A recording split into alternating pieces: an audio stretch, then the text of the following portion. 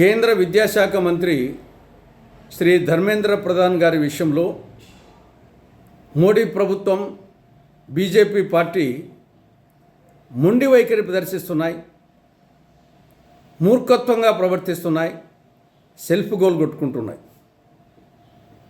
2021లో ధర్మేంద్ర ప్రధాన్ గారు కేంద్ర విద్యాశాఖ మంత్రిగా బాధ్యతలు చేపట్టారు. ఈ 5 సంవత్సరాల్లో ఆయన విద్యాశాఖ మంత్రిగా ఉన్న కాలంలో దేశంలో జాతీయ స్థాయి ప్రతిష్టాత్మక ప్రవేశ పరీక్షల్లో అనేక సందర్భాల్లో పరీక్షా పత్రాలు లీక్ అవ్వడం, పరీక్ష రద్దు కావడము, లేకుంటే వాయిదా పడము జరిగిన సందర్భాలు అనేకం ఉన్నాయి. నీట్ 2026 ఇది వైద్య విద్యా కోర్సులకు సంబంధించి నిర్వహించే ఒక ప్రతిష్టాత్మకమైన పరీక్ష. ఈ పరీక్షలో లీకేజ్ కావడం, రద్దు కావడం, మళ్ళీ పరీక్ష నిర్వహించడం జరిగింది.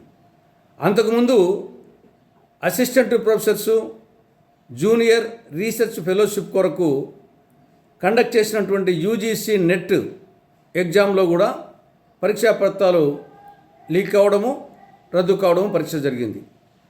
అంతకుముందు సిఎస్ఐఆర్, యూజీసీ నెట్ ఈ పరీక్షల్లో కూడా లీక్ కావడము, వాయిదా పడడం జరిగింది.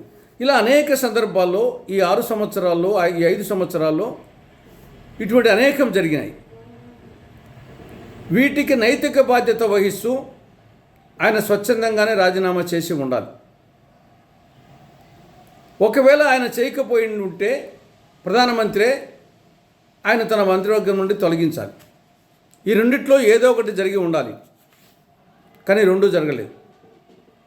కేంద్ర మంత్రివర్గంలో ఉన్నారు, కేంద్ర విద్యాశాఖ మంత్రిగా కొనసాగుతూ ఉన్నారు. గతంలో అనేక మంది కేంద్ర మంత్రులు తమ తమ శాఖల్లో వైఫల్యాలకు కానీ, ప్రమాదాలకు కానీ, అవినీతి ఆరోపణల మీద కానీ వాళ్ళది ప్రత్యక్ష ప్రమేయం లేనప్పటికీ నైతిక బాధ్యత వహిస్తూ రాజీనామా చేసిన సందర్భాలు అనేకం ఉన్నాయి.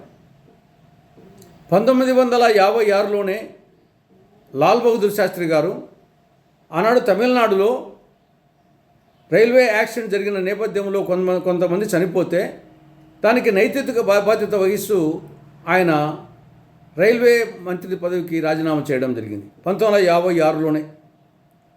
దాని తర్వాత ఆయన దేశ ప్రధాని కూడా అయ్యారు. 1958లో ఆనాటి ఆర్థిక మంత్రి టిటి కృష్ణమాచారి ఆయన కూడా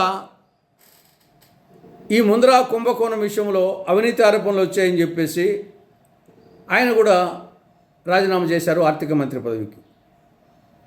1962లో భారత్ చైనా యుద్ధంలో ఆ వైఫల్యానికి గాను బాధ్యత వహిస్తూ వికే కృష్ణమేనన్ ఆయన రక్షణ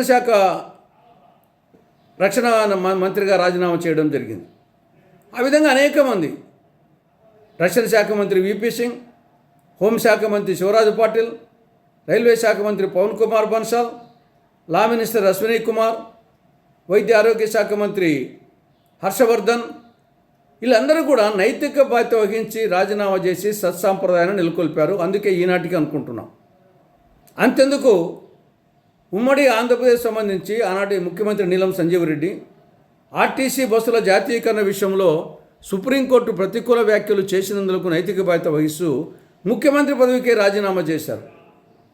ఇప్పటికీ దాని గురించి చరిత్రలో అనుకుంటున్నాం.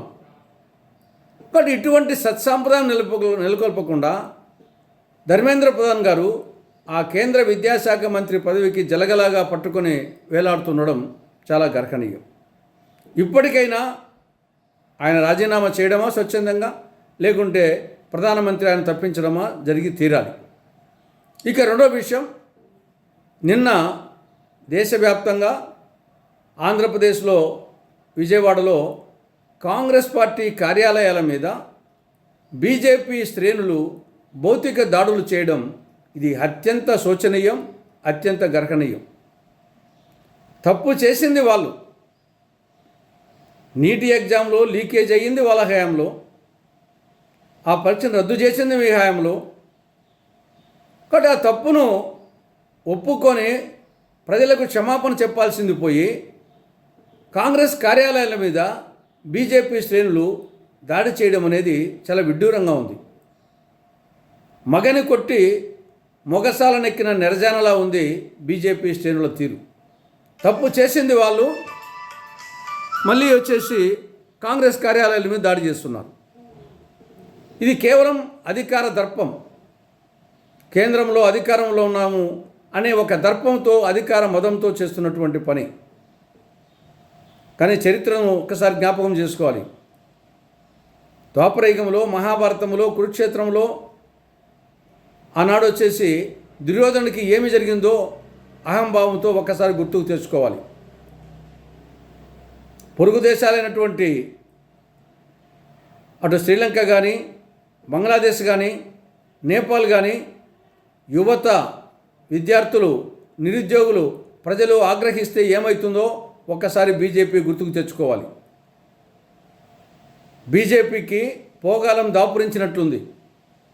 పోగాలము దాపురించిన వాడు హితుల వాక్యము, అరుంధతిని, దీప నిర్వాణ గంధము వినడు, కనడు, మూర్ఖనుడు అని మిత్రలాభంలో పరవస్తు చిన్నేశ్వరు అంటాడు. ఆ విధంగా బీజేపీకి పోగాలం దాపురించినట్లు కనపడతా ఉంది. రాహుల్ గాంధీ పట్ల ప్రతిపక్ష నేత, కాంగ్రెస్ పార్టీ అగ్రనేత, ఆయన పట్ల ప్రభుత్వం అనుసరించిన విధానం చాలా దుర్మార్గంగా ఉంది. ఆయన కంటి కింద గాయం కావడం, ఆయన ముక్కు నుండి రక్తం కావడం జరిగింది. రాహుల్ గాంధీ చిందించిన రక్తం ఊరికే పోదు. తస్మాత్ జాగ్రత్త అని కాంగ్రెస్ పార్టీ బీజేపీని హెచ్చరిస్తూ ఉంది.